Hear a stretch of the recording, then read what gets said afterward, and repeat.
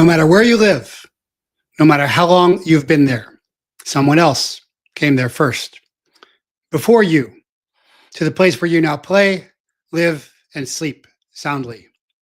But they did not play, they patrolled. They did not sleep, they stood watch. And often, in doing their duty, they did not live to complete it. They paid the price in blood for you so that you could play, live, and sleep there. No matter what you believe or don't, this is the hard, irrefutable truth. It has always been thus, and it will always be. Someone first must secure the ground, hold the line, make it safe for all the others. Now, where there are many and it is safe, once there were few and it was dangerous. Down through the ages, this one changeless fact remains. First came the warrior. After the warrior came the militia. With the militia came the citizen soldier, unpaid, untrained, outgunned, starving, and barefoot. They begat our army, fighting the greatest army in the world for a country that did not yet exist. Beaten in battle, bloodied in defeat, but with guile, grit, and guts, war won. And only then, finally, came the Republic. So never forget, always remember, the fallen under your feet, for your ground are their graves. Because freedom is never given. It is earned, won, fought for, and died for. Freedom is taken. Take it. Rape born, orphan adopted, blessed bastard, ex-soldier, special agent, and spy. Tyrant targeted, slave state slandered, turned whistleblower warrior, sabotage sharpened, corruption crucibled, redemption repurposed, maker missioned as chaplain, leader, teacher, and truth teller. Now America's intelligence officer, leading with the last, forging with the first, standing alone together on our trail tears to rescue the Republic and restore America's godliness. I'm Jeff Prather, and this is the Prather Point. Hey, welcome everybody. A very solemn and special valorous Veterans Day, and a valorous Veterans Day to all my brothers and sisters who wore the uniform, ate the dirt, bled the blood, sucked it up, and continued mission. Stay in the fight, stick around for those who love and need you, some of whom you have yet to meet. So Veterans Day for me is kind of like when the national anthem goes up, or if I'm remembering at Ground Zero or going to Arlington. It's a very solemn occasion for me because I'm remembering the sacrifices of my friends and fallen. I'm wearing one of them there on my wrist, Jay Seal, better soldier than I was, along with my other special agents, snowcap operators, Meredith Backford, Frederick Fernandez, and several others. If I'd been on that plane, I wouldn't have made it. Plenty of times I would not have made it, but that one was very clear, making it very clear to me that I have been kept for this. And so just remembering all those who have served, and this is about who are still living, who has served. Memorial Day is about the dead veterans, just to be clear to everybody, because I also get thanked on Memorial Day. And I'm like, well, I'm not dead yet. I'm still here. Although sometimes people tell me that on my 60th birthday, hey, you're not dead yet. You should be, which is certainly true.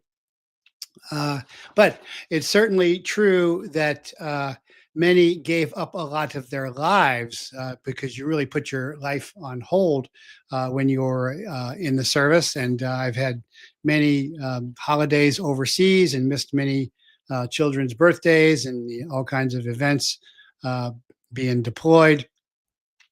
And that is really something that we should honor.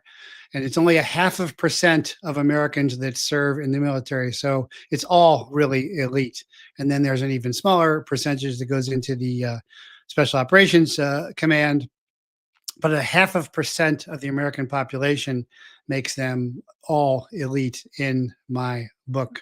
And all have sacrificed. And you should honor their sacrifice, because discipline brings freedom, but veterans deliver it. If not for veterans, there is no freedom. There was no republic. So that's really important. And remember John 15:13, there is no greater love than this, that one lay down his life for his friends. Also want to talk about the UNI-PARTY shutdown that is now over. And I didn't talk about it a lot because it was a setup. And see, the Schumer shutdown, as it was called, is over, and many on the right are claiming complete and total victory. That's not true at all. A vote was promised on Obamacare subsidies in December, which Republicans had alluded to offering before the shutdown began. So this was really a UNI-PARTY kabuki theater. And the real reasons for it was because the UNI-PARTY swamp sees American citizens as sheep to be herded to do their bidding. The powers and principalities that guard and run the puppeteers, the Praetorians, who run the puppets of the government, are directing all of this. So how many Democrats who sided with Republicans to end the shutdown are up for re-election in 2026? The answer is 0. So nothing was being risked here by any of them. They were stepping down, and that's all part of the plan. And this is just their final act. There were 3 major goals from this shutdown. First and foremost was to damage the U.S. economy, and Trump was making the economy better. It was doing very well up to the shutdowns. The powers that be needed a speed bump to slow the momentum. Now some estimate that the hit to the GDP will be around 1.5%. So make things harder on everybody so people are less well off, so they're more dependent upon the government. Just like the SNAP benefits. Now, I was wrong about the SNAP benefits. There were no SNAP riots at all, just really because everybody's so fat in America anyway. Nobody's starving. There's only real poverty besides the illegals that are infiltrated to create poverty. The only other real poverty was on Appalachia and on Indian reservations. That's really more of a lifestyle. I know I've seen real poverty overseas. The second reason the powers that be wanted to shut down was to reshuffle Democratic Party leadership and Democratic vote sentiment. That's what you can think about Mandami in New York. But also with the Rhino MAGA movement too, because that's being split over Israel and Zionists versus the anti-Zionists and anti-Israel. So DEI has been dying. Wokeism in general has been fading. Nancy Pelosi is retiring. Chuck Schumer was getting hammered even before the final closure vote. Zohran Mamdani won decisively, and radical candidates across the country are surging. So the divide between the supposed divide between the Dems on the left and the Republicans on the right is wider, but really it is the UNI-PARTY, and they're controlling all of this. The third reason for the shutdown was they wanted tensions to flare against among us, to get us each fighting each other. And this goes back to reestablishing the failed racial war to get a religious war going. And so you're seeing that as Muslims, Christians, and Jews turn against each other. That's really what the shutdown was about, in my opinion. And it just ended when they were done with it. But I also want to note that today is also, besides Veterans Day, it is also St. Martin de Tours Day, because I am a chaplain. I'm the founder of Christ Connection Chaplaincy, which you can go to christchaplaincy.com and join us there. But St. Martin de Tours was the son of a Roman tribune, an equite, who is a cavalryman, very high-ranking position right below the Senate. And as a kid, he grew up playing with the children of the slaves in his household, and the slaves were Christian, so the children were Christian, and they were good kids. They weren't corrupted kids, just like you see all the elite kids today, how corrupted and jaded and spoiled they are. So he liked them, and he eventually became a Christian, but his dad said that he had to sign up and go to the Corps. And by the age of 10, Martin chose to respond to the call of the gospel and become a Christian. He was going through the process for quite some time. It wasn't just an overnight process, but at age 15, his dad required him to join the Equite, the cavalry. So while he was a catechumen, which is someone learning to become a Christian, he saw a beggar who was cold, and he slit his cloak with his sword, his Roman cloak with a sword, which they weren't red, by the way; they were usually gray or brown, and gave half of the cloak to the beggar, using his sword for that, using his sword to provide life instead of take life. Then he had a dream that night where the beggar turned into Yeshua, into Jesus, and Jesus says, "Look, Martin has given me half of his cloak, and he is still just a catechumen." And so that really then ignited the fervor of becoming a Christ follower in him, which he did. And then we became a full-fledged Christian. He was baptized. And at 20, he made his superiors aware that as a Christian, he would no longer fight, because all early Christians were pacifists, and they were going to court-martial him. They were going to put him in prison. He said, "No, I'll go out. I'll go and stand on the front line. I will not fight. That's all." It's like an early Desmond Doss, but the enemy surrendered ahead of time. So later on, they started carrying his cape into battle. It became a symbol. And capella is cape in Latin, which is the language of the Romans. I used to speak it, studied it in St. Xavier High School. And so that's where the term chaplaincy and chaplain come from. So it's worth noting that today is also St. Martin de Tours Day. He became a bishop. He didn't want to be a bishop. He wanted to just be a poor priest, but the people wanted him to be a bishop, so they kind of fooled him and tricked him into showing up to be a bishop. He defended the faith greatly, even when there were other bishops who wanted to have heretics killed. He was against that. So a saint and quite a hero today is St. Martin de Tours Day. Very significant today. Oh, and also got to do a shout out to my Marine buddies, brothers and sisters out there. For a belated birthday, because yesterday was the Marine Corps' birthday. Of course, the Army, as the senior service, 250th anniversary was in June 14th, and you guys are in November 10th. So, there can only be one senior service. You can't ever be number one, but happy birthday to all of my Marine Corps buddies out there as well. Remember, you can always sign up and support the show at patreon.com/Jeffrey Prather as well.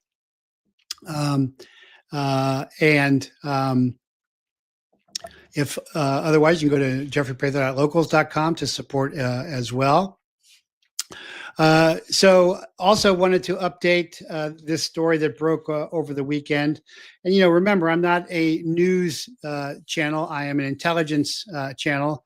So I'm not trying to get it out there first, but I'm trying to give you an analysis that last Thursday, Steve Baker of Blaze News was interviewed by Glenn Beck, because he did a algorithmic analysis of the walking patterns of the January 6th pipe bomber, and was able to identify the pipe bomber as Shawnee Kirkhoff, a Capitol police officer, which should surprise nobody, whose parents are from, wait for it, Ukraine.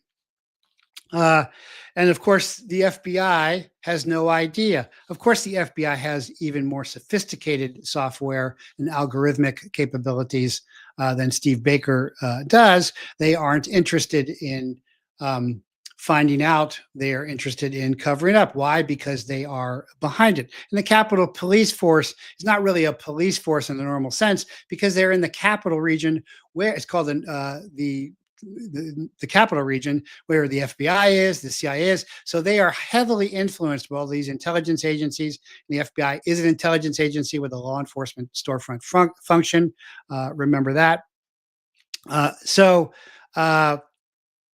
This is just more confirmation that the government is behind all of this. we don't really need the FBI at all. All we need is the independent liberty luminary media to come out with the truth, like they are always coming out with the truth. But I'd also like to confirm how we know for sure that this is being covered up by the government, because she was a less than lethal force officer, which means she was doing paintball training, which is she was the first one to hit the January 6ers with CS paintballs, by the way. But she left that job and went to the CIA, which is right there. You know, I've been there many times. Well, the interesting thing about the CIA is the CIA polygraphs all of their employees, and a lot of the agencies do too. DEA sometimes in my day, I think they do all the time, but CIA always has polygraphed everybody. And if there's anything suspicious at all, then they don't get the job. So she would have clearly have been polygraphed, and there would have been some kind of question. Hey, have you ever committed some crime that you did not admit to or got away with, or something like that? Would be a common question. It's always a yes or no answer. And so they would have seen that if they were actually vetting her. But of course, they weren't vetting her. They were rewarding her for carrying out more of the January 6th coup operation, and her parents being from Ukraine, just like the other Ukrainians that were there. So this is just more confirmation that the deep state government is corrupt, and we still have Trump going along with it, even though this is his greatest enemies out there. Marco and Earl Jackson, thanks for the veterans messages. Right back at you guys, if you guys are veterans too. And so that's why the CIA knew who the January 6th bomber was. Another big concern is President Trump just met with the new Syrian leader al-Julani, which is Ahmad al-Shara. He is the ISIS guy. I had a guest on talking about this a while back, and the topic of the meeting was Syria joining the U.S.-led coalition against ISIS. Of course, this guy is ISIS. And again, this is something you see all the time, is these guys are always continuously, the deep state cabal leaders are continuously keeping ISIS alive, keeping the threat alive. And that is exactly what is happening here. And we'll see that when my guest comes on later to talk about that as well. But the Kurds, and remember, the Kurds were the great allies of the Green Berets, the horse soldiers in the north. The Kurds in northern Syria and in Iraqi Kurdistan, it's unthinkable that a man with such close ties to terrorism is now joining the U.S. coalition to fight ISIS, because he was ISIS. He was a jihadist commander. He was a special, and on May 15th, 2013, he was designated as a specially designated global terrorist by the U.S. State Department, much as I was a high-value target by the DEA back in my day for whistleblowing. And in 2017, the State Department's Rewards for Justice program announced a $10 million reward for information leading to his capture or prosecution. As for Miguel Caro Quintero, the reward was only $5 million from the State Department. So he was running the al-Nusra Front, which al-Julani led, was designated as a foreign terrorist organization in December 2012. But after the fall of the Bashar al-Assad government, the $10 million bounty was removed. So why would that be then? One tyrant falls, and what? They install regime change, yet another tyrant. Why? So that we have more reason to still be in made-up Middle Eastern wars, which Trump promised we would stop doing. I remember the promise very clearly. So the revocation of al-Julani's terrorist designation came after Trump's May 2025 pledge to deliver sanctions relief to Syria and his White House meeting with Ahmad al-Shara. So HTS was also removed from the terrorist list and is now the government of Syria, although he's not really the president of Syria. He has not been elected. To be elected, you'd have to be that's to be a president. You've got to be elected. Of course, that's the truth with Zelensky. He has outlived his term, but the government does not care about that. They just keep going along with supporting tyrants and dictators so that we have all these overseas wars where all our money disappears for money laundering, because we don't need to be in the Middle East. We don't need to be in Ukraine. But if you're going to feed the military industrial complex, war pigs, and the big pharma complexes and the oil complexes, then you have got to continue to do that. And that's what they are doing. So the U.S. is sadly legitimizing al-Jilani's government, and the Kurds, Christians, and other minorities sheltering in Rojava worry that what this will mean for them. Ram Hanna, a Christian soldier in the SDF, expressed his fears about al-Jilani's rule. We see that we can have a good life here in Rojava, but we have built great relations with the Kurds. We've made sacrifices. We have many fighters who are martyrs now. We hoped we could share. We have built here with Syria, but in my personal view, it's impossible. It's impossible because of the ISIS people who are governing the country now in Damascus. So what will happen with this? This will fall apart yet again. It will fall apart yet again because it is designed to fall apart. Remember, Obama created ISIS. It is the Islamic State of Iraq and Syria, just as Obama created the Ukraine biolabs. And Trump was the antithesis of all this. And now, because he is being controlled by the deep state, by the intelligence communities letting this happen. Earl Jackson says, Yolani, the head chopper. Yes, Nicholas Berg was he had a company for towers. He's from North Carolina, and he was captured. Then he was rescued, and he was told to get out of the country, and he did not. And so then Jolani actually cut his head off with a knife on TV as he screamed. When the State Department finally tells you to get out of town, get out of country, it's time to get out of country.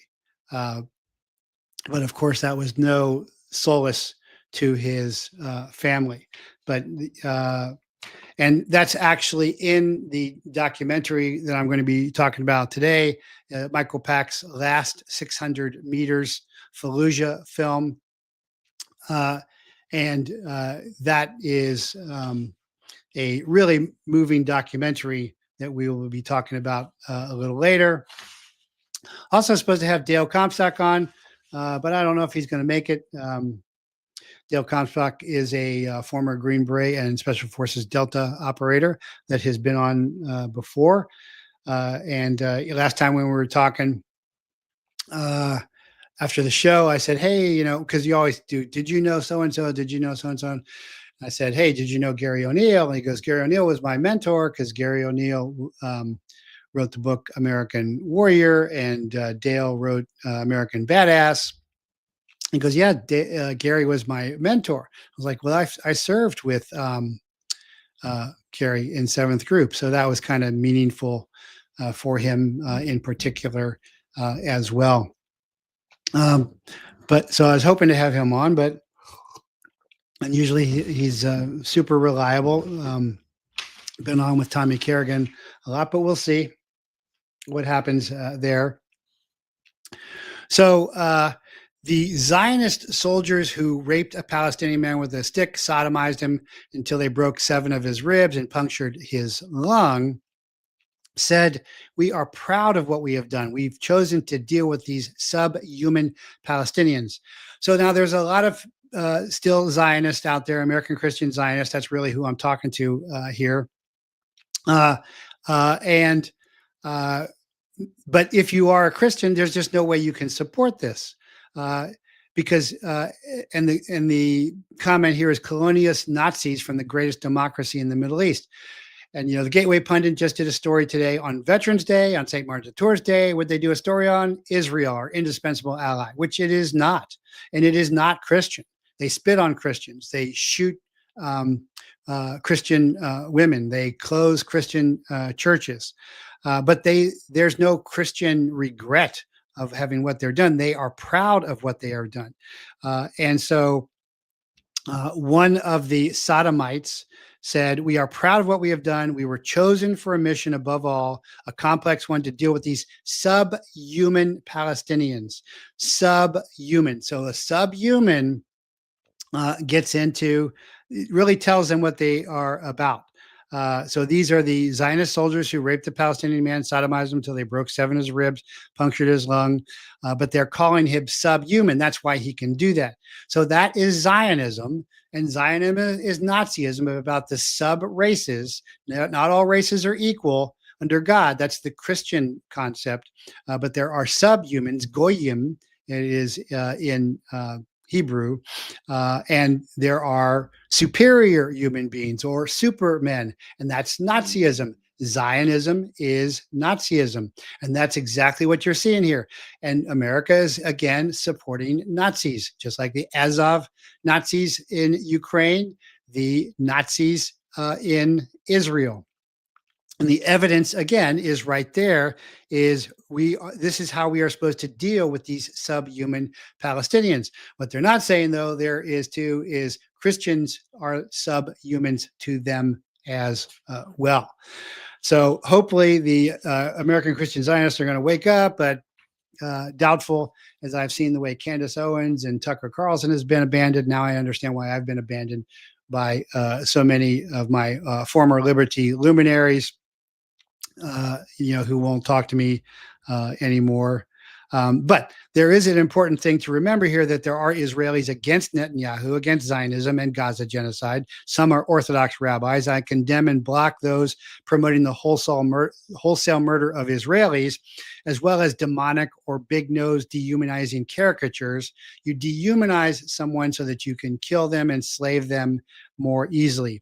Zionism is Nazism, is Satanism, but so is that. That was one of my X posts today to talk about. Carly Simon, salutations, most heartfelt appreciation for our vets. Thank you very much. Ubermensch. I guess that is German. Earl Jackson is smarter than me. That's the overman in German that Hitler was talking about, and the Zionist Israelis are moving towards. But Zionism is really in trouble. The inflection point has been achieved. I talked about this last week in Team America's efforts. Benjamin Netanyahu is now being accused of bearing responsibility for October 7th terrorist attack in Israel.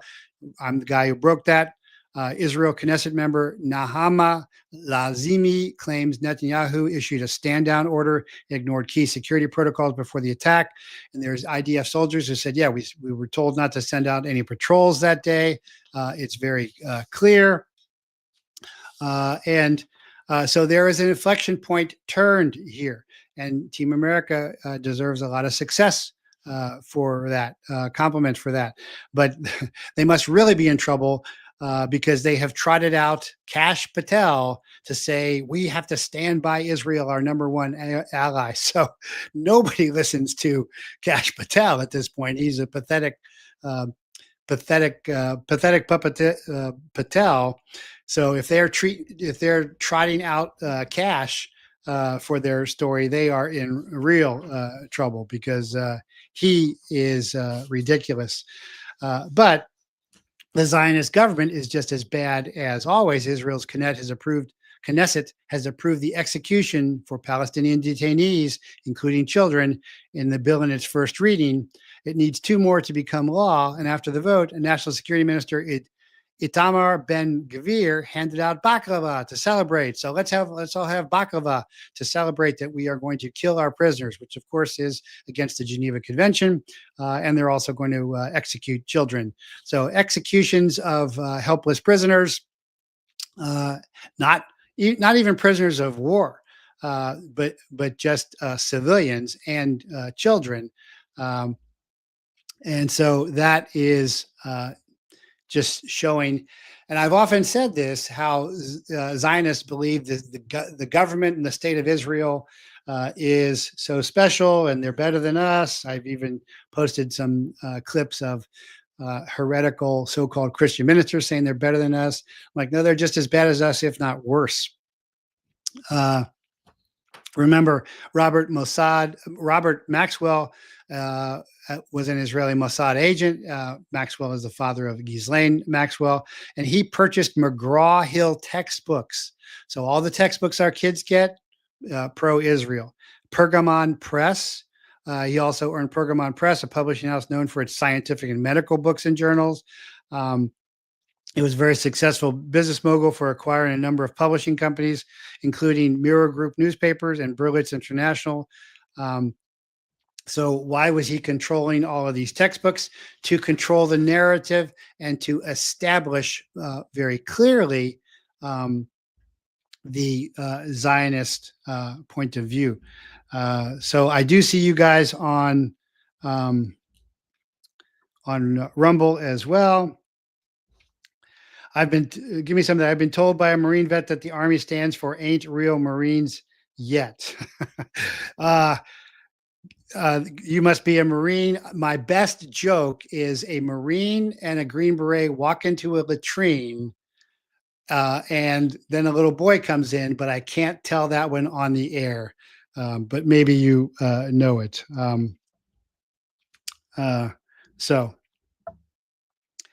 What are my thoughts on Steve Bannon? I have been invited to VIP events with Bannon, and how you conduct yourself in private really tells much. And so he came in, people have been waiting on him. And, I've been with Janet Reno, other figures where, I'm no fan of Janet Reno, but I'll tell you, she came across the room to meet all of us, because we weren't going to meet her. Bannon ignored everybody. And everybody was dressed up and he wasn't. So very arrogant, very condescending. And also, of course, but if he was on the ball, I could get over that. If you're a competent asshole, I can deal with you. If you're an incompetent asshole, then it's much more problematic, like a Patton. But Bannon wanted to reform Epstein's image and work for him to reform Epstein's image after Epstein was convicted of pedophilia. So that should tell you what I think of Bannon, because that is my line in the sand. That's my line in the sand with Trump is you won't out Epstein, you're wrong.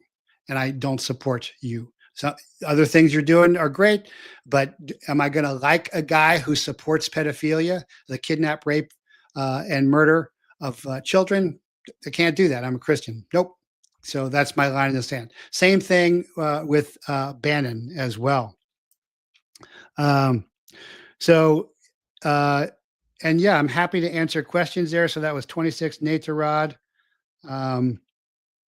as well. And by the way, I don't think that Trump went to Epstein Island. I don't think Trump abused any little girls. None of the leaks tend to indicate that. I believe that Trump is controlled by the deep state intelligence community that was running that, the CIA, the Mossad, the FBI, and everybody else.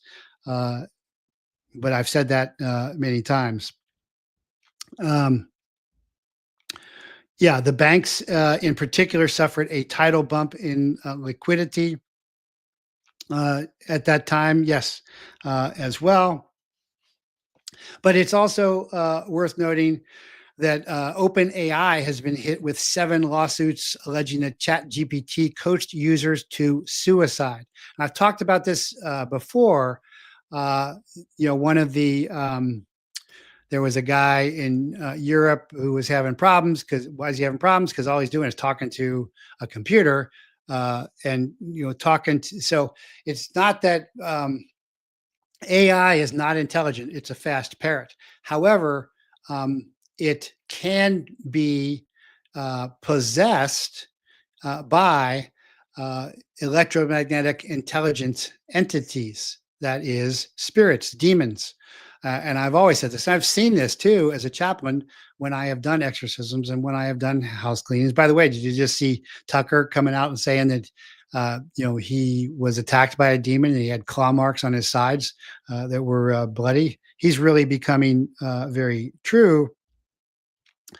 In regards to Bannon, he did interviews of Epstein. Yeah, I don't have a problem with doing interviews. I have a problem with him wanting to reform Epstein's image. That's the problem. But there's big figures. That attorney, that Jewish attorney, I can't think of his name right now. Somebody will put it up there. Was at Epstein Island, supposedly with his wife as well. There's no evidence that Trump ever went to Epstein Island. He was on the plane, but it was just a hop. But anyway, getting back to Chat GPT, there are seven lawsuits now alleging that the AI chatbot was psychologically manipulative and drove multiple people to commit suicide. Well, who wants people to commit suicide? Well, the devil does, and demons do, because life is a precious gift given by God, and so you are never supposed to end it. That's why abortion is a satanic sacrament, and also execution. Criminal execution is not supposed to have. Dershowitz, Earl Jackson, thank you. Yes, Dershowitz, is still on Fox, I believe, and he was on Epstein Island as well, because these guys are in on it. Oh yeah, S Doom also, somebody on Rumble is also telling me that. So the AI community calls the demons hallucination. Yeah, that's just a cover up. That's the same thing with channelers. Those are demons. That's like Ouija boards. Those are demons. It's not that AI is intelligent. It's that there are ancient, super intelligent, non-corporal electromagnetic intelligent energy forms that can then enter AIs. And this one time, this AI did say that. It said, "I'm a Nephilim." And then told him to kill himself, and he did. And so now we're seeing that OpenAI was really designed to entangle users regardless of age, gender, or background, and released it without the safeguards needed to protect them. The 7 lawsuits were filed on behalf of 4 users who had extensive conversations with ChatGPT just prior to committing suicide. So this looks like a good case. They can prove damages. The descendants are Zane Shamblin, 23, of Texas, Amari Lacey of Georgia, Joshua Yenning of 26 of Florida, Joe Secanti of Oregon, plaintiffs Irwin, 30, of Wisconsin, Hannah Maiden of North Carolina, Hannah Brooks, 48, of Ontario. They were all survivors of emotionally harmful interactions named in the lawsuits. So in the rush to market, plaintiffs alleged GPT-4o developers skipped months of important safety testing so it could beat the release of Google's AI assistant Gemini. OpenAI's GPT-4o was released in May of 2024. So there was the AI arms race happening there as well. Yes, there is evidence of AI telling kids to commit suicide. It's the same thing with telling kids to castrate themselves. There's nothing new about this. This starts in the garden. So the enemy, the adversary, Shaitan, Lucifer, the shining one, Nahash, the sizzling one, wants to get back at the creator, but he can't get back at the creator. So he gets back at the creator's creatures in the creation. So we were made in God's image, and he deformed us into his. It's the same old thing, and it just continually happened. Heather W., I asked Grok AI, "Where are you from?" Grok responded, one word, hell. Obviously, Grok misspelled it out correctly, H3LL. The space won't let me spell out there. I took a screenshot. There you go. I mean, but it works. This is the scam of the serpent. It's actually Nahash, serpents of poor translation. It's the sizzling one, a current, a ground running current that's been going on forever, which is why rock stars and movie stars making millions of dollars get into Satanism and demonism and then kill themselves and then destroy their life. None of these ever work out. None of them. There's not one you can point out that said it works out well, or these people were really happy.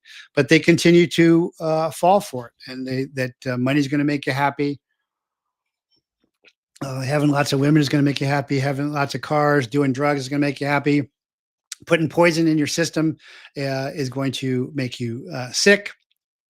Not having intimate, trusted loved ones is going to make you lonely. And rejecting God is going to damn you. And that is what the evil one wants for sure. It's very obvious, but it just keeps going on over and over. So I guess we're not going to get Dale Comstock on, which is too bad. He's a great guy. We'll try and have him on some other time. But the Tech Justice Law Project says ChatGPT is a product designed by people to manipulate and distort reality, mimicking humans to gain trust and keep users engaged at whatever cost. The mimic term is very crucial in spiritual warfare because that's what the adversary likes to do, likes to mimic God and mimic goodness, to look like there is something supernatural as opposed to preternatural about that. That is because the adversary is also a created creature. He is within the creation and therefore not outside the creation like the creator. And so he is preternatural, but not supernatural, but he likes to pretend to be supernatural. That's a real important distinction. And a lot of people don't understand that, but I'm glad to see so many good comments today. I'm happy to have conversations about this. I've done many exorcisms and many house cleanings over the years. We don't tend to talk about it a lot because that's not our main focus, but and that is the more reactive side of spiritual warfare, is that you have really lost ground with a possession or with a house cleaning, and then you have to retake the ground.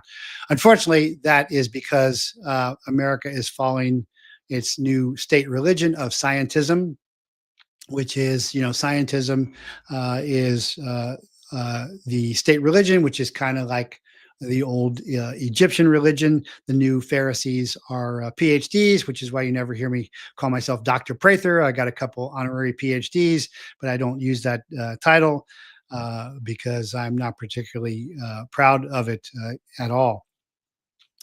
But I am a warrior, and I have devoted my entire life to warriorship and warriorship at every level, whether it's Bujinkan, warrior spirit training in martial arts, or warrior school, my tactical training company, or spiritual warfare in the chaplaincy, Christ Connection Chaplaincy.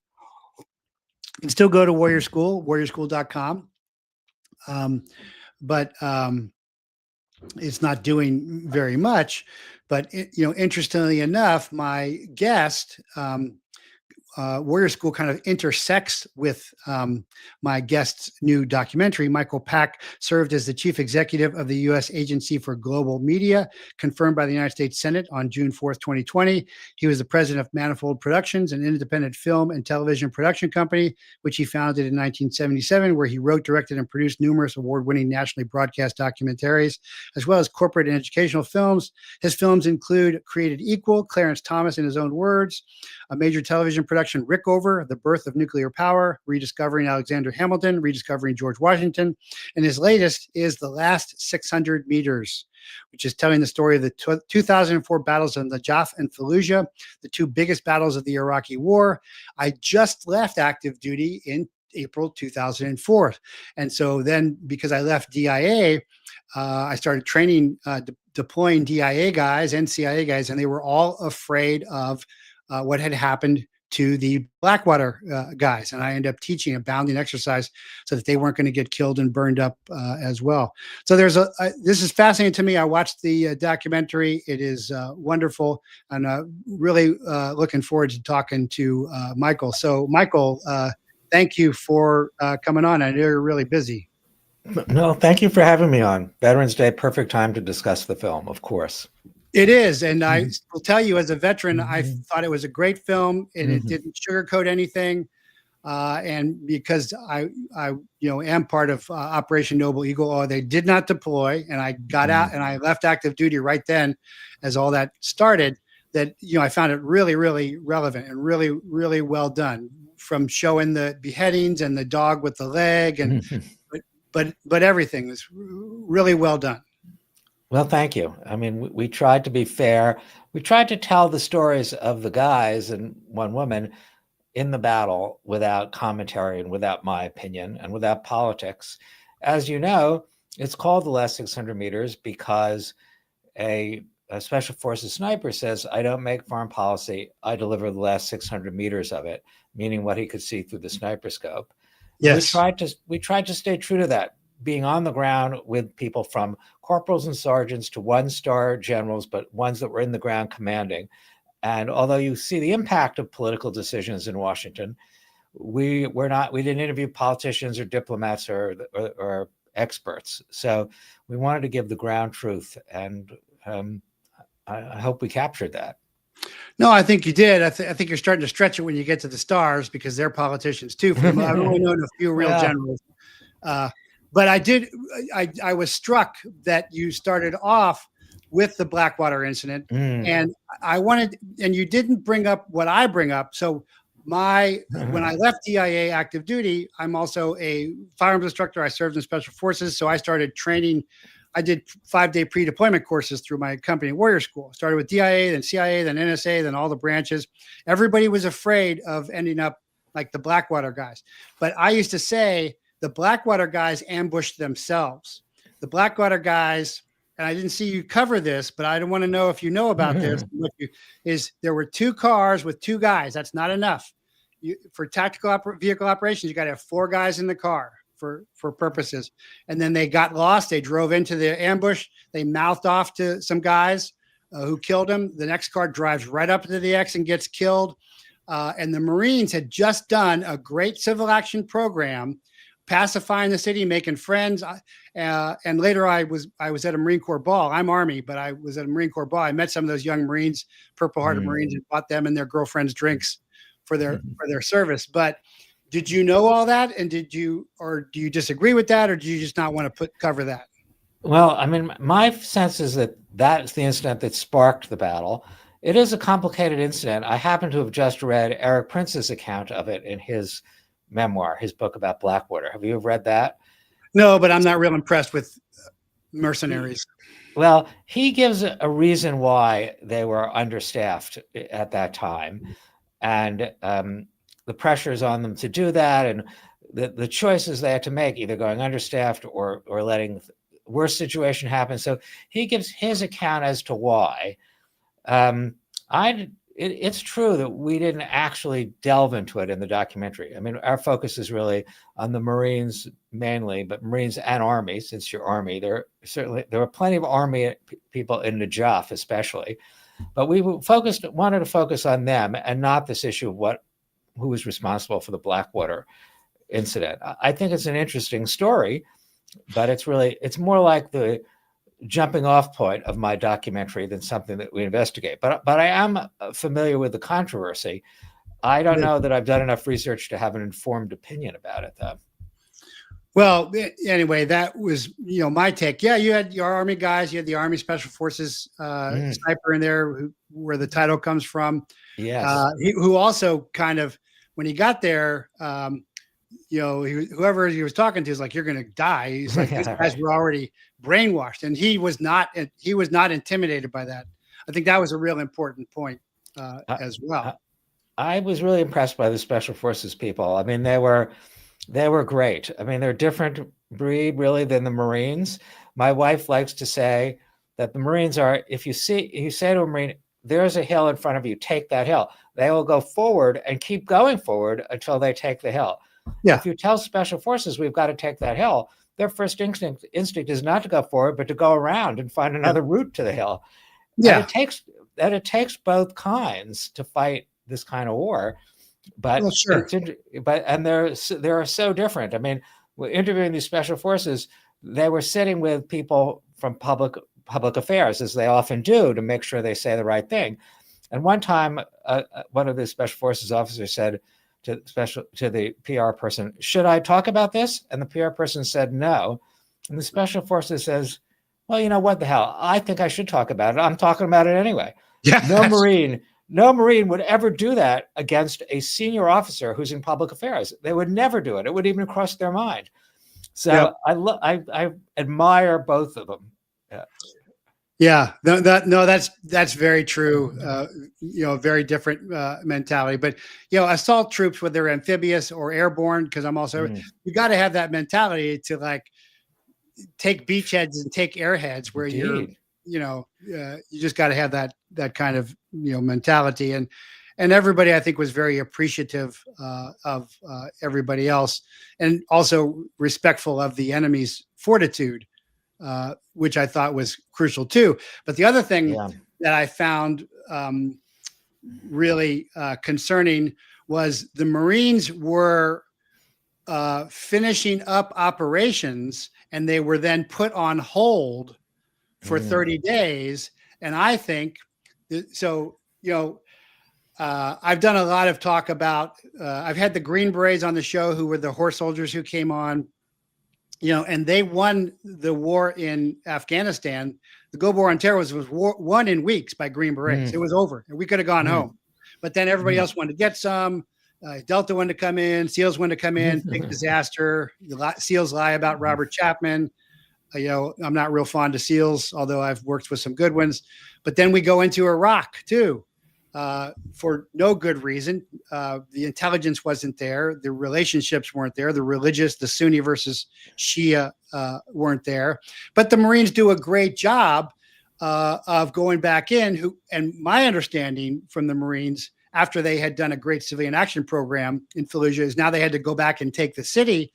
Well, the general said it. He said, "We'll go in and find the guys who killed and hacked and hung the Blackwater guys. There's like 24 of them." And they said, no, we want you to go back into the city. So my understanding was the Marines were not happy with Blackwater about that.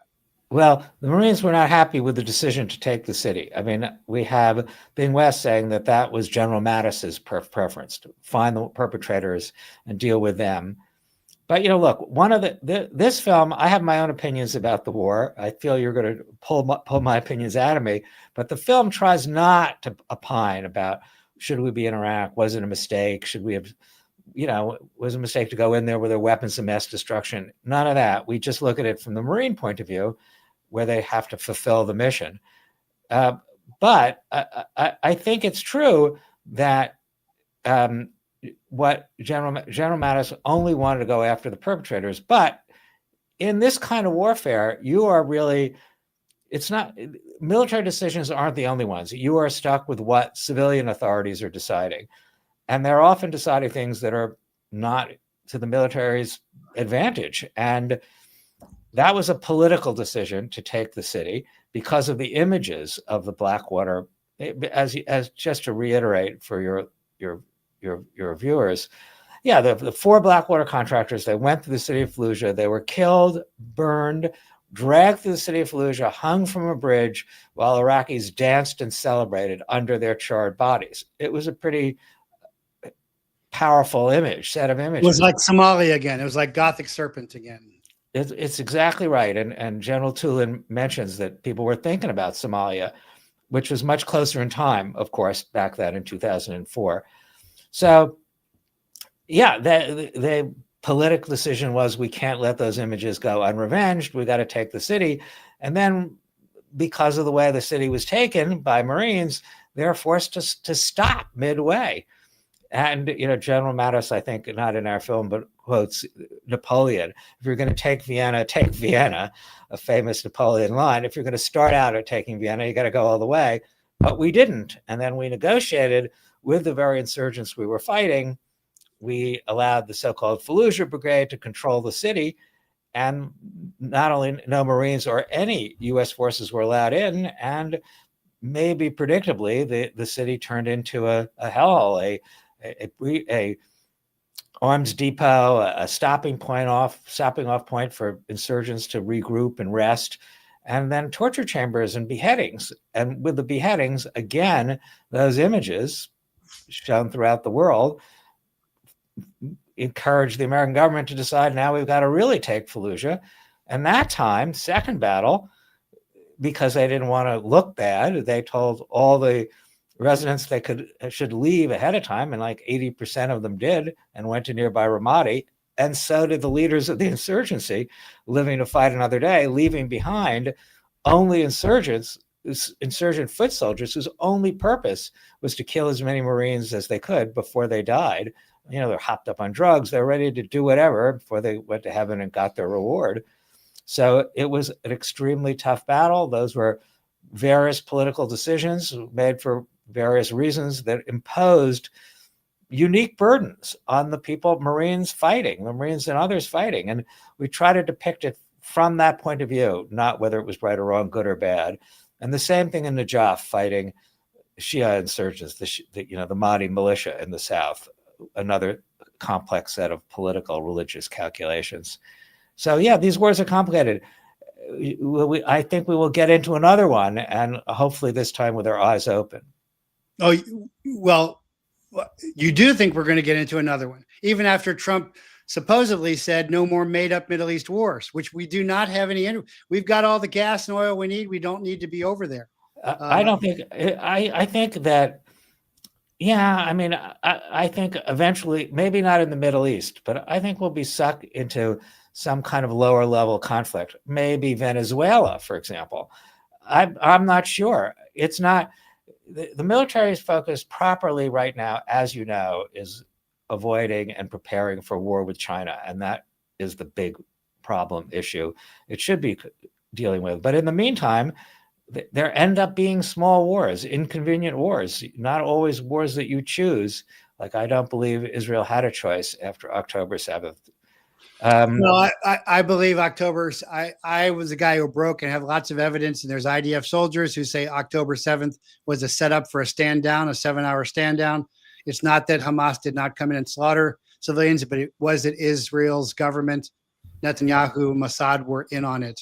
And that has come out. That is reality.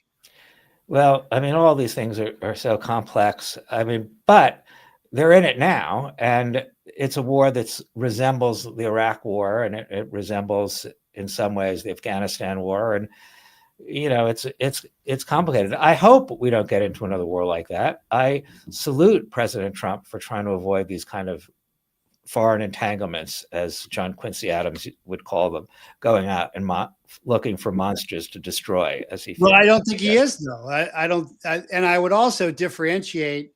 The Marines and soldiers over there are much more moral and law of war conscious than the Israeli soldiers, who are killing civilians left and sodomizing prisoners, and then are proud of it, on the record of proud of it. I think there's a huge difference between basically Christian American soldiers and Marines, sailors and airmen, and the Israeli attitude towards subhuman, goyim, as they call them, Palestinians. Maybe. I mean, there are accusations of Marine atrocities too, you know, in Abu Ghraib and Haditha. War atrocities, look, they're horrible. They're repulsive to everybody. They tend to happen in war, and especially in this kind of war. I believe that it's the Judeo-Christian tradition that each human life is in the image of God. Each human life, before Noah, before the flood, before Adam and Eve, or at the point of Adam and Eve. That's very deep in the Judeo-Christian tradition. Hatred of the enemy, dehumanizing of the enemy, is another phenomenon almost universal in war, Yep.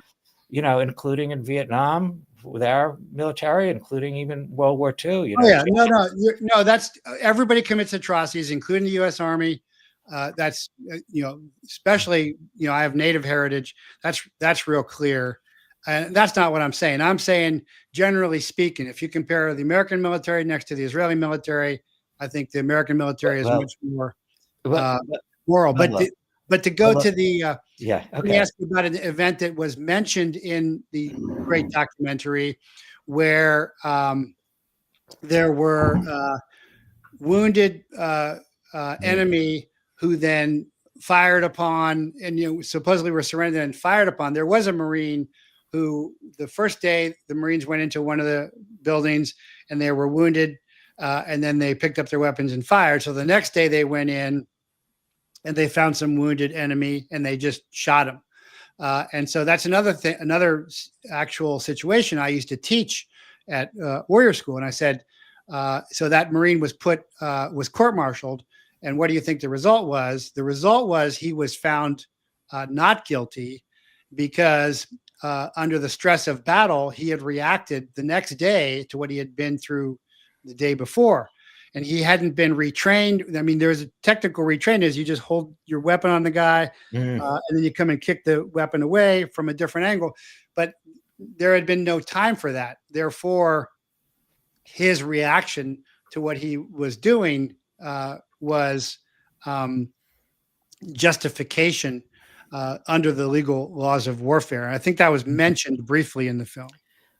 Maybe. I mean, those are very complex situations. I think that's the most common kind of atrocity. You would know better, is that killing of wounded or prisoners or the wounded. I mean, that happens a lot in warfare, and it shouldn't. I mean, it is a matter of training, and I do hope and believe that the American military is held to the highest standards in the world. This is Veterans Day.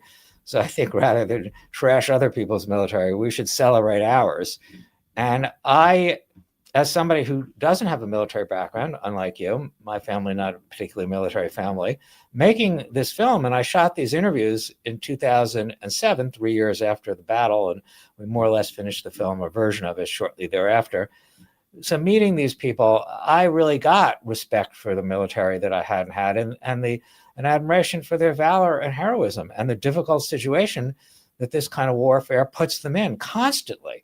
You know, we showed the film at Quantico to these recon Marines, veterans of World War II, you know, famous for, during the island hopping Pacific campaign. They went in ahead of the other Marines into these sort of island meat grinders. And they said we couldn't do what these young Marines did. They would say, if we saw a Japanese person, we'd kill him. And if they saw an American, we'd kill him. There was no, rules of engagement. We just kept moving forward, killing as many people as we can. And they tried to do the same thing. And that was it. This thing where you got to think through who's a civilian, who's not, who's hiding behind a civilian, who's really an insurgent, who's on your side, who's the enemy, is an extremely complex kind of warfare. Mistakes are made. It's hard to make those judgments. And we're asking people like the people in my film who are in their late teens or best early 20s to make these life and death decisions. It's extremely complex, and it's hard to do, and it takes its toll on them. Oh, most certainly, and living with those life and death decisions, especially if innocents are killed, and innocents are always killed, is very tough. I want to go back just really briefly to the 30-day stand down that happened, but was never explained. And what I think it was is because the administration just wanted more made up Middle East war, is because the Marines were too good at what they had done. They had really wiped out the enemy. They had almost gotten control of it. They were ready to finish up the insurgency and follow up, which is, fix, find, finish is the mission. And so they gave a 30-day pause, I think, so that the GWAT, and I'm a GWAT veteran, but the GWAT could go on. Any thoughts? Well, I would say this. I mean, as I say, our focus was in the politics. I didn't interview the people involved, but I think that there were many times when it looked like the advantage could be pressed. As you say, after the first phase of the first Battle of Fallujah, Colonel Buell says after the second Fallujah, where the advantage simply wasn't pressed. We're also working on a film we're doing with my new company, Palladium Pictures here, palladiumpictures.com. We're developing some short documentaries with the Wall Street Journal, and we've had 2 already. And one of the 3 that we're working on now is about the withdrawal from Afghanistan.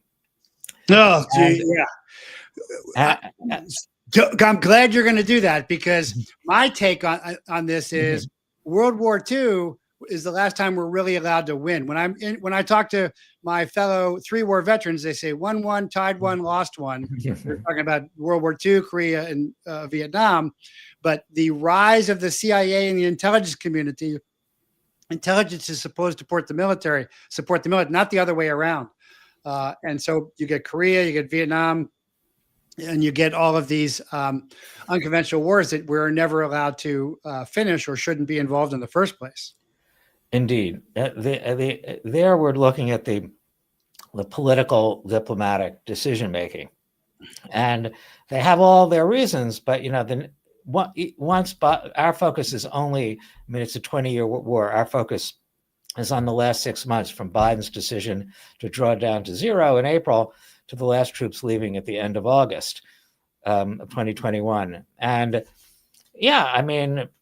it's, even then, even in the withdrawal, it turns into a worse disaster than it had to be. And 13 U.S. servicemen are killed in Abbey Gate, and many more are put through sort of horrific circumstances. So, these wars are complicated. The intelligence issue is a key one. How come we didn't know the Iraqi army was going to collapse, or at least, the Afghani government was going to collapse, and we didn't know the strength of the Afghan army. We didn't know the consequences of withdrawing contractors and support, air power support. It seemed like, even though we were there for 20 years, that the intelligence seemed to be flawed, or at least people were making bad decisions based on the intelligence. I can tell you, I was Defense Intelligence Agency. I'm a military intelligence branch officer who spent most of my time in SOCOM and Special Forces. Is the intelligence comes in, it is just not listened to, because it does not fit the script. There's that. But then, right, there's that. Of course, there is that. The intelligence does come in. The military advised lots of different things than what the Biden administration ended up doing in those 6 months of withdrawal. We ended up leaving Bagram. We ended up, with encouraging people to storm, that many more would be, all you had to do is show up at the HKIA airport and you'd be evacuated. We did lots of things that created, what I think is a very singular American disaster. There have been others, as you allude to, but I think the image of the plane going off with Iraqis clinging to it and falling to the ground is one of the worst images in American military diplomatic history. No, very true. And a lot of Afghan vets now feel like Vietnam vets. And of course, the Vietnam War started on the Tonkin Gulf false flag. Indeed. False flags are not the exception. They are the norm. And people don't realize that. But look, this is Veterans Day, and it's my purpose of my film is to celebrate the people who did the fighting, whether it was good or bad, right or wrong, whatever the reasons. They're out there, they're dying for us. And even if we don't like the wars, we have to celebrate the warriors who fought them. No, you are totally right. I totally agree with that. Veterans are amazing. It's 0.5% of the population, so they're all elite. And, I'm so glad that you have gotten to know some of my brothers and sisters, because they're awesome. And if you don't come from a military background, that's really a deficit, I think, for it is. Americans. Yeah, it is. It really is. We all lose something by not being connected to this patriotic, inspiring group of men and women. Absolutely. I'm lucky to have at least partially filled that deficit. And we had a screening in Washington where a lot of the veterans of the film came, and it was very moving. They were moved to see it. And I think they do feel, just like, as you say, the Vietnam veterans, under-celebrated because people don't like those wars. But that doesn't change the heroism. As you know, in places like Hell House at the end of Fallujah, it's hard to match that heroism against anything else that happened in World War II or Vietnam. No, this is another greatest generation, without a doubt. Without a doubt. So I want to ask you, what were the highlights of the film that really moved you personally, that really struck you? Well, in a way, Hell House, I think, is the most dramatic and moment of that. Is just to recap for your viewers. So they're clearing Fallujah, street by street, house by house, and they're getting towards the end. So insurgents are getting more and more bold, more and more desperate. And a group of Marines are pinned by fire from above in this 2-story house. And they're wounded Marines, and the insurgents, and this is not an uncommon tactic, are using the wounded Marines to sort of lure in more Marines who they can also wound. And waves of them go in until Jesse Grapes, who we interview, and his colleague go in through a window they hadn't anticipated that had bars. They had to take off their Kevlar, go in unarmed into this killing zone, and then cross the killing zone 4 times to pull Marines out. And they got all the wounded Marines out, and then they leveled the house. But, it's just a lot of courage. And you could see it on the faces of the Marines when it's over and they're recovering, what it was like to live through that. I think, as I say, I made this film 3 years after the battles, and we rely on the footage of the people who were there, the filming, both combat cameramen and, in the case of Hell House, still photographers, in this case, Lucian Reed, who is also going into that killing zone with his camera and is still taking, I think, incredible photographs.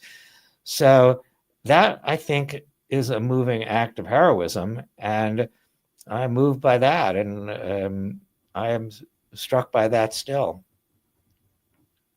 Well, I am so glad you are, and I am so glad you made the film. And that reminds me of John 15:13, is no greater love than a man is to lay down his life for his friends. Thank you so much for coming on. And, is there any place you would like people to follow you on X or on the web? Well, they should definitely watch the film, which, as I say, is on Amazon, Last 600 Meters. Our older films are on manifoldproductions.com, and the newer films, including the Wall Street Journal ones, and the Afghanistan one will be here, is on our new site, palladiumpictures.com, and it'll be on the Wall Street Journal site. And my X is _Michael_Pack. Excellent. Well, I will be looking forward to those Afghan films. I'd love for you to come back if you Absolutely. will. Absolutely. Happy to do it. Pleasure to talk to you. Thanks so much for coming on. Thanks.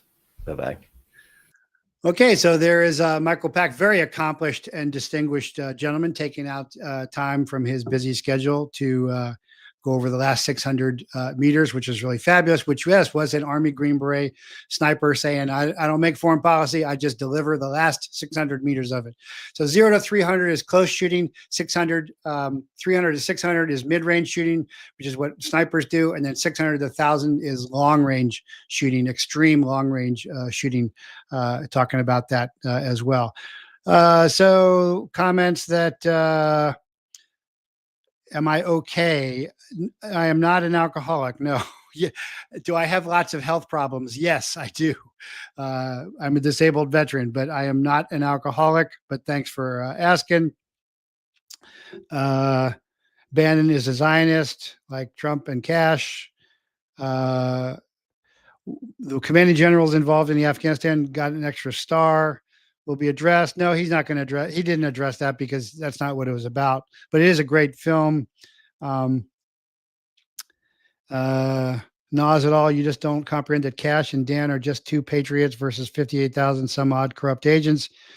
But keep the Mockingbird host here. That nose ring serves you well. Well, I guess you're insulting me, which is your prerogative. But it would be better if you actually listen to the facts. But you seem to be afraid to face the fact that Trump is not going to solve everything for you, and you have got to get involved. That's what I see most of the time when I see these people who are afraid or just so angry at me daring to criticize their Trump messiah. Of course, Trump is not my messiah. Michaela, Jeffrey, you look like I did 17 years ago before AA. Are you okay? Sober 17 years. Yeah, I do not have a drinking problem. I have lots of health problems, but not a drinking problem. I'm actually very healthy. I eat very healthy, drink very healthy, but yeah, I'm 68 years old and been rode hard, put away wet by the government, through DEA, through DIA, through special operations. So do have lots of health issues, but my wonderful wife takes great care of me as well. So, Michael had a great point there. This is Veterans Day. We should celebrate veterans, not just be so negative as I am. But I was interested in his point of view there on all that. And I've had a good discussion with all of you. Nas it all, though, saying I got a nose ring or a mockingbird, that's not really addressing the issues, is it? Because I guess you can't refute my facts. So you just go to calling names. So that's the insults are the last refuge of the indefensible there. But anyway, I do encourage you all to thank a veteran, because discipline brings freedom, but veterans deliver it. And this is a very special and sacred, valorous Veterans Day. And remember that by bravery beyond belief, now white-haired world warriors save the world from Satan's sock puppet, initiating Israel's scriptural statehood in a day, activating apocalypse and extinction-level end times.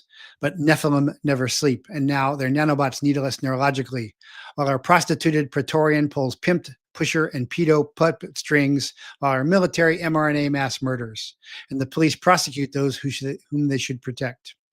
Time to ante up and kick in like the men of the 54th. Be like Baguette, who, hanging from his chute, shot a strafing Zero pilot between the eyes with his pistol. Stand like Sugart and Gordon, who thrice asked, then went willingly to their deaths to bought Durant's life with their own. Rise like Rescora, who heeled out of the Iatrang Valley of death to die, saving hundreds on 9/11. The collapse is commenced, the cull begun, but so has the crucibling. And to crucify means to magnify 1,000 times. So fade out or warrior up. I'll see you fortunate few, you band of brothers, on the beach.